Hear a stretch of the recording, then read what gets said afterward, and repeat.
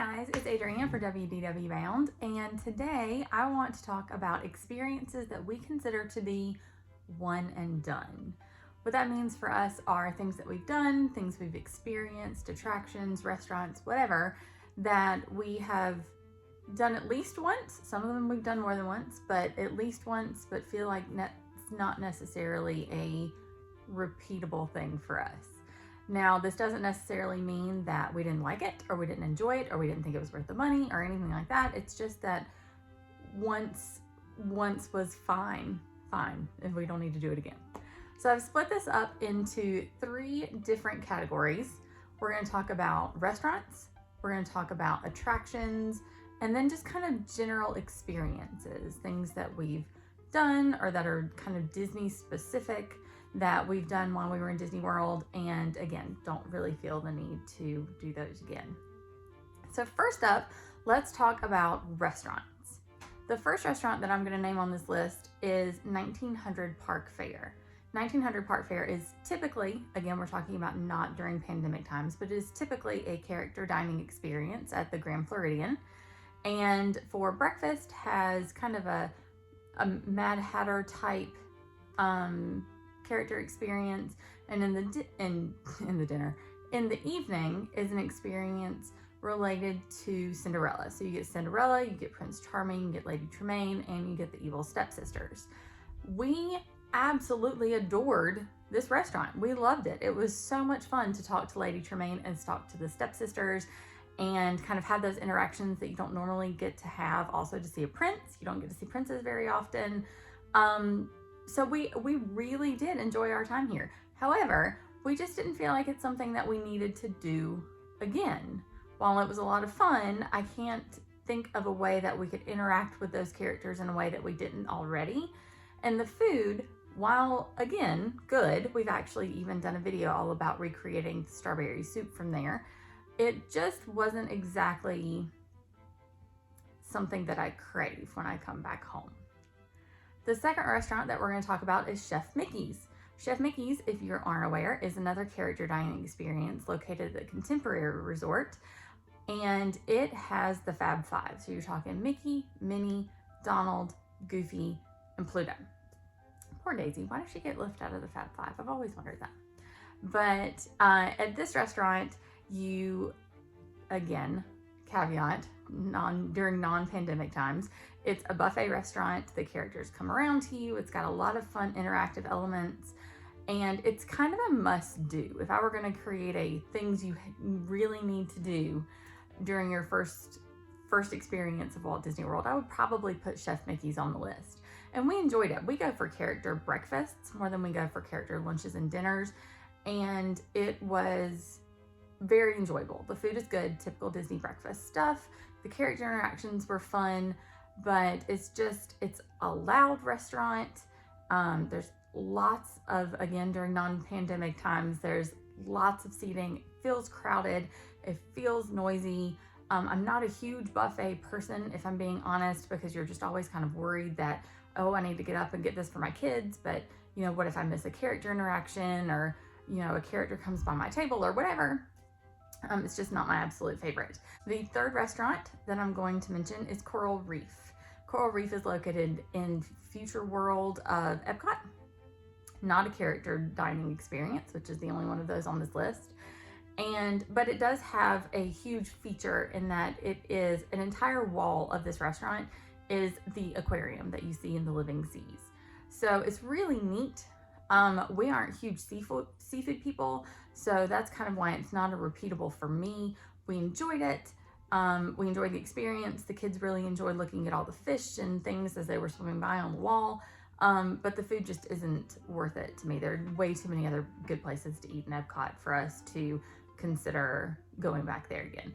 Again, I don't regret going and I don't regret experiencing that restaurant, but it's just not something that I'm probably going to make a reservation for again.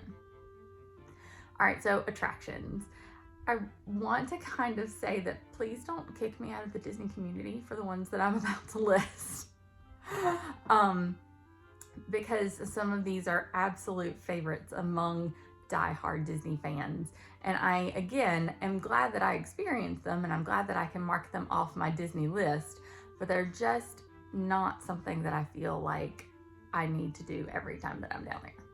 So the first one that I'm going to mention is Spaceship Earth, which is, you know, the giant icon, the golf ball of Epcot, which was supposed to be undergoing refurbishments and kind of getting a redo. That's kind of been put on hold since the parks had to close and reopen. It is narrated currently by Dame Judi Dench and kind of takes you through the history of communication. Fascinating. The smells, you know, are talked about all the time, and you know, fun animatronics. It's really neat to be up inside the Epcot ball, but it's just not my favorite. Sorry. I'm glad that I've done it. I've taken my kids on it. It's nice to get out of the heat for a little bit, but it's just not my favorite. The other one that I'm going to mention is Finding Nemo, which is a show in, oh gosh, I almost said in Epcot. It's in Animal Kingdom, and is so well put together. It is one of the most amazing shows that you can see, honestly. The cast members are incredibly talented. The puppetry is amazing. It's really cool to see that one time. After that, it's the story of Finding Nemo. If you've seen it, if you watched it, then there's not much else that can be added. The songs will get in your head, but you can also listen to Big Blue World while you're going through the seas with Nemo and friends. So if you're just really missing the music, you can always get a little bit of it there. Again, not to take away from the talent or anything that went into doing that show, because it really is amazing.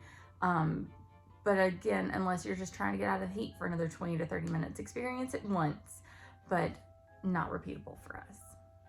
The third attraction that I'm going to talk about, I really am actually worried about getting kicked out of the Disney community for this one, and that is Carousel of Progress in Tomorrowland of Magic Kingdom.